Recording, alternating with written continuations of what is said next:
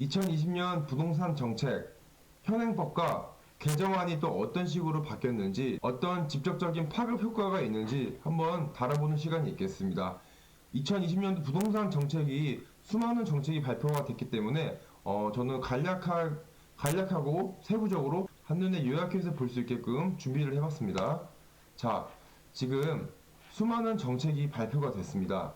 구분으로 봤을 때는 뭐 세제, 제도, 금융 쪽으로 수많은 이제 정책이 발표가 됐는데 저희는 오늘은 부동산 정책에 대해서 말씀을 드리는 시간이다 보니까 부동산 정책에 대해서 말씀을 드리도록 하겠습니다. 첫 번째로는 장기 보유 특별공제 혜택이 축소가 됐고, 두 번째로는 전세자금 대출 후 신규 주택 매입 제한, 세 번째로는 주택 유상거래 취득세율 개선. 이 세 가지 묶어 있는 것은 시행 시기가 지금 1월 달로 잡혀 있고, 나머지 이제 시행 시기 2월부터 보시면은 주택 청약 시스템이 이관이 됐고, 실거래가 신고 기간 단축 및 집값 담합 처벌, 세 번째로 부동산 중개 보수 기입과 확인 의무화, 이렇게 세 개는 2월 달로 시행 시기가 예정이 잡혀 있습니다. 시행 시기 3월 달로 보시면은 자금 조달 계획서 제출 대상 확대 및 거래 소명 강화가 있고, 빨간색으로 쳐져 있는 목차 같은 경우에는 제가 세부적인 내용을 풀어서 썼으니까 한번 영상을 끝까지 봐주시면 좋을 것 같습니다. 또 다음으로는 불법 전매 시 청약 제한 및 재당첨 제한 강화, 이렇게 되어 있습니다. 그리고 8월 달로 봤을 때 8월 달 시행 시기로 넘어가시면은 허위 매물 게시 금지 및 처벌 시행, 그리고 마지막으로 중요한 종합부동산세 세율 상향 조정, 이렇게 부동산 정책이 수많은 정책이 발표가 됐습니다. 이 많은 부동산 정책이 발표됨으로써 2020년도에는 또 어떤 식으로 부동산 정책을 적용을 받아 변화가 있는지 한번 살펴보도록 하겠습니다. 첫 번째로는 장기보유 특별공제 축소라는 정책이 발표가 됐습니다. 장기보유 특별공제 같은 경우에는 여러분들도 다 아실 겁니다. 한마디로 장기보유 특별공제는 쉽게 말씀드리자면은 보유 기간에 따라서 오래 부동산을 가지고 있으면 있을수록 세금 면에서는 혜택을 쥐어주는 그런 윤활유 역할을 하는 제도이기도 한데요. 한번 살펴보시면은 보유 기간은 3년 이상에서 4년 미만은 2년 거주를 하고 올해 안에 양도를 했을 때 24%를 적용을 받고, 2년 거주를 하지 않았을 때는 6%를 적용을 받는다는 내용입니다. 장기보유 특별공제가 원래는 거주 요건이 충족이 되어 있지 않았지만은 앞으로는 2020년도 1월부터 매도하는 주택은 2년 거주 요건을 충족을 하지 않으면 일반 장기보유 특별공제를 적용을 해서 1년에 2%, 한마디로 15년 보유를 했을 때 최대 30%만 장특공제가 적용이 된다는 사실이라는 겁니다.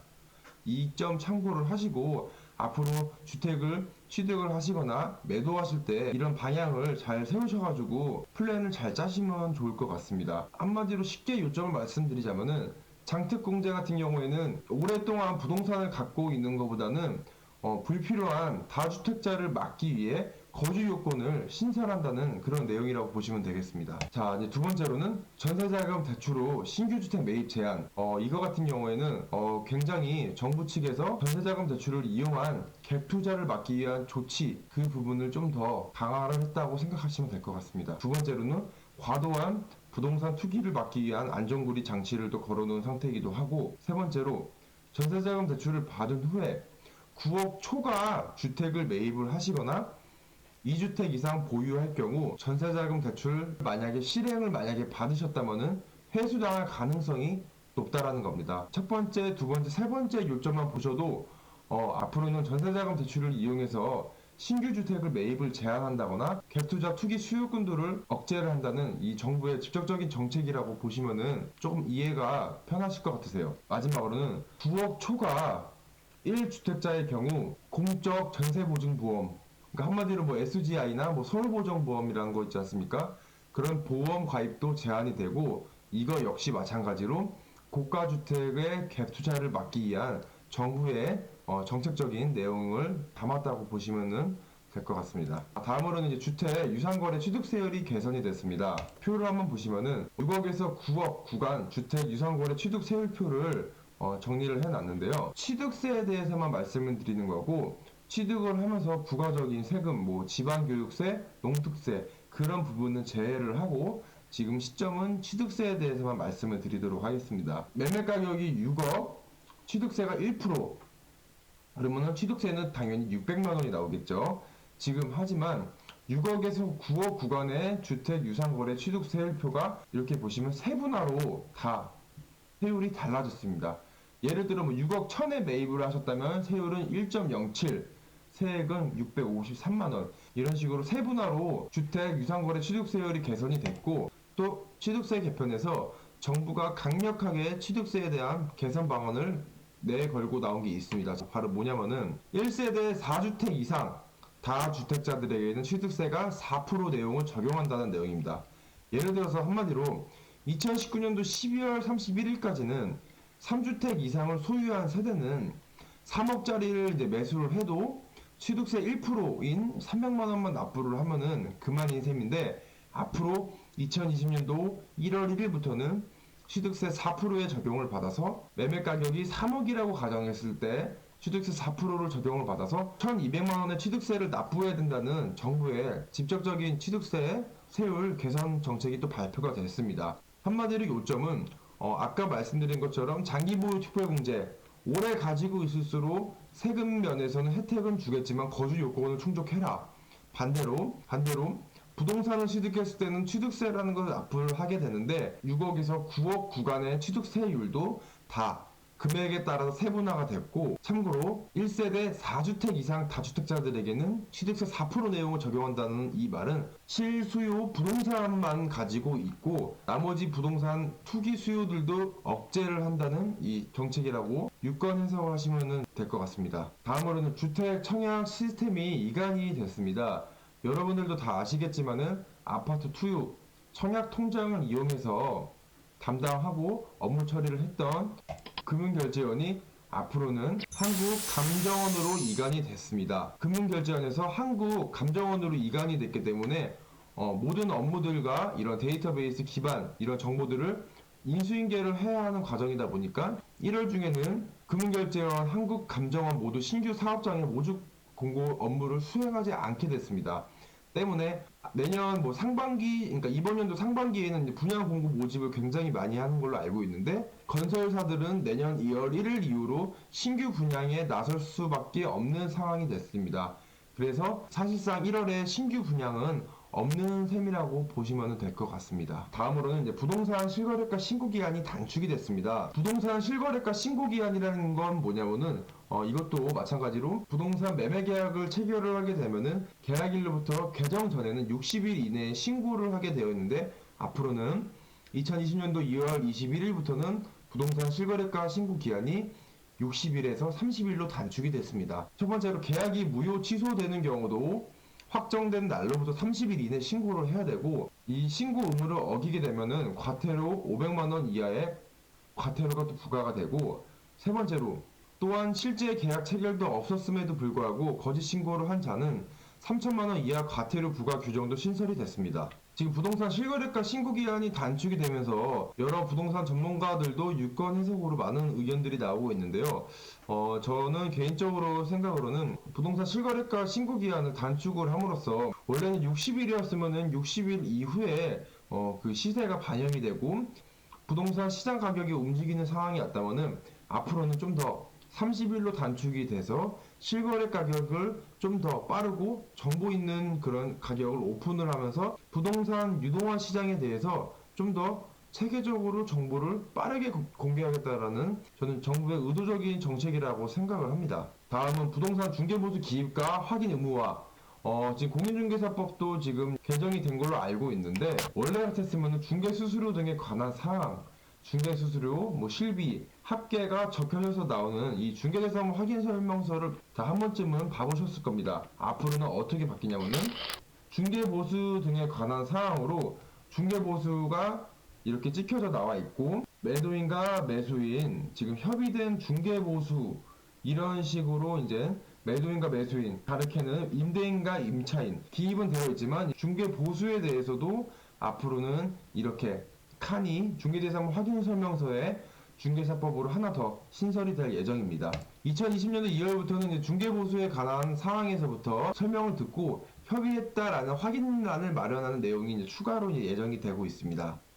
다음은 이제 자금 조달 계획서 제출 대상 확대 및 거래 설명 강화에 대해서 정부가 이제 부동산 정책을 내걸고 나왔는데, 지금 다음 참고 자료를 보시면은 전에 2019년도에는 투기과열지구라고 하면은 투기가 이제 우려돼가지고 정부에서 투기과열지구를 지정함으로써 투기를 억제하겠다는 그런 의도라고 보시면 되겠는데 뭐 지역마다 투기과열지구가 다르기 때문에 이 내용을 생략하도록 하겠습니다. 하지만 앞으로 현행법상은 3월부터는 투기과열지구 3억 원 이상 주택은 물론 조정대상 지역 내 3억 원 이상 주택가 가로 보시면 비규제 지역 같은 경우에도 6억 이상 주택 취득 시 자금 조달 계획서를 제출을 해야 되는 내용입니다. 한편 또 투기 과열 지구 내 9억 이상 주택을 매입 시 매입을 하면서 그 돈의 출처를 자금 조달 계획서를 받아서 어떤 식으로 자금이 유동이 됐고 어떤 식으로 자금이 빠져나갔는지 그런 부분에 대해서도 이제 직접적으로 개입을 하겠다는 정책적인 내용입니다.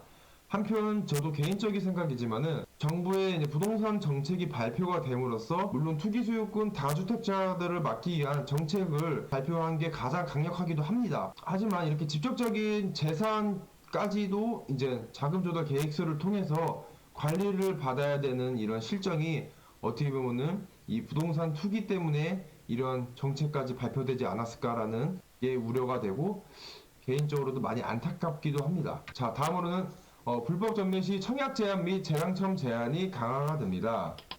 이 내용은 뭐냐면은 2019년도를 기준으로 봤을 때는 공공주택지구, 투기가열지구, 기타 뭐 10년, 5년, 3년 불법 전매에 대해서는 규정 내용이 없었습니다. 근데 지금 2020년도 현행법상은 공공주택지구나 투기가열지구, 기타 10년 그리고 2019년도에는 청약 제한 전매에 대한 이제 규정 내용이 없었는데 앞으로 2020년도에는 불법 전매를 하게 되면은 10년이라는 그런 페널티를 받게 되는 정책이 발표가 됐기 때문에 한번 확인해 보시는 것도 좋을 것 같습니다. 쉽게 말씀드리자면 2019년도에는 공급질서 교란행위 적발 시에는 일정 기간 뭐 3년에서부터 10년 동안 청약이 금지가 되었으나 불법 전매에 대해서는 청약 금지 규정이 없는 상황이었는데 앞으로 2020년도에는 청약 금지 규정이 추가가 신설로 됨으로써 10년 동안 청약이 금지된다라고 보시면 될 것 같습니다. 자, 이제 허위매물 게시 금지 및 처벌 시행에 대해서도 발표가 됐는데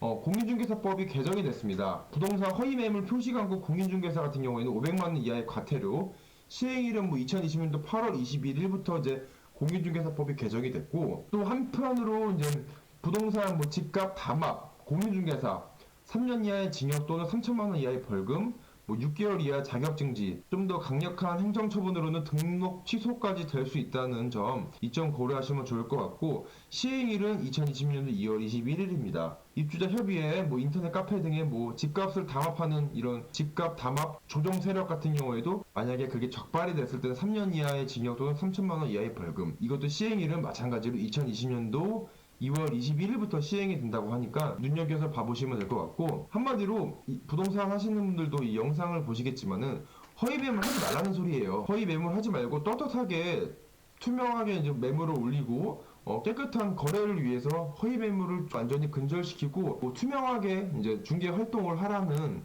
그런 의도적인 내용이 가장 큽니다. 허위 매물은 정말 안 하셨으면 좋겠습니다. 서로 힘 빠지는 중개 역할이다 보니까 그렇게까지는 하지 말고 정말 공평하게 깨끗한 중개 활동을 했으면 하는 저도 개인적인 바람이 가장 큽니다. 취득을 했으면 취득세, 양도를 했으면 양도소득세, 그리고 부동산을 꾸준하게 부동산을 보유하게 됨으로써 뭐 보유세는 뭐 세분화된 세금이 많지만 뭐 재산세, 종합부동산세 이런 세금들이 무수히 많습니다. 하지만 앞으로는 종합부동산 세율도 개정이 됐습니다. 어떤 식으로 개정이 됐냐면은 종합부동산세 세율이 상향 조정이 되었습니다. 앞으로는 취득을 했을 때는 별개로 보유를 함으로써 보유세, 재산세, 종합부동산세까지도 세율을 올리는 정책이 발표가 되면서 이번 2020년도 부동산 정책 같은 경우에는 한마디로 요점은 딱 하나예요. 부동산 투기하지 말고 집은 실수요로 매입을 하고 다주택자들에게 많은 부동산을 이제 보유하면서 종합부동산세를 내게 되는데 그 부동산세를 상향 조정함으로써 집 많이 갖고 있으신 분들은 집을 많이 파시고 그리고 집을 만약에 여러 채를 구입을 하려고 하는 의도가 있으시면은 취득세나 이런 것도 다 상향 조정이 됐기 때문에 많이 사지 말고 많이 갖고 있지 말고 한마디로 딱 실수요 목적에 의해서만 매입을 하라는 부동산 정책의 내용이 가장 핵심적인 포인트라고 보시면 되겠습니다. 종부세 같은 경우에는 6월 1일 현재 일정 금액을 초과한 주택과 토지를 보유한 사람에게 과세되는 보유세이기도 하고, 종부세, 재산세, 과세 기준을 매년 6월 1일 기준으로 납부기한은 12월 1일부터 15일, 올해는 이제 12월 16일까지 포함이 됩니다. 내용을 이제 참고하시면 좋을 것 같고, 지금 2020년도 이제 부동산 정책에 대해서 더 많은 정책이 발표가 됐어요. 근데 지금 제가 오늘 설명드린 내용은 가장 그래도 더 중요하고 강력한 정책에 대해서만 나열을 해서 브리핑을 했던 영상이기도 하니까 이 점 내용 참고하시고, 앞으로 뭐 부동산 투자 계획이 있으시거나 아니면 부동산에 대한 이제 방향을 조금 정하실 때 좀 더 참고하셨으면 좋겠습니다. 이 영상 보시고 도움이 되셨으면 굉장히 좋겠고, 앞으로도 좀 더 유익하고 좋은 정보를 이제 가지고 오기를 약속드리면서 저는 이만 물러나가겠습니다. 감사합니다.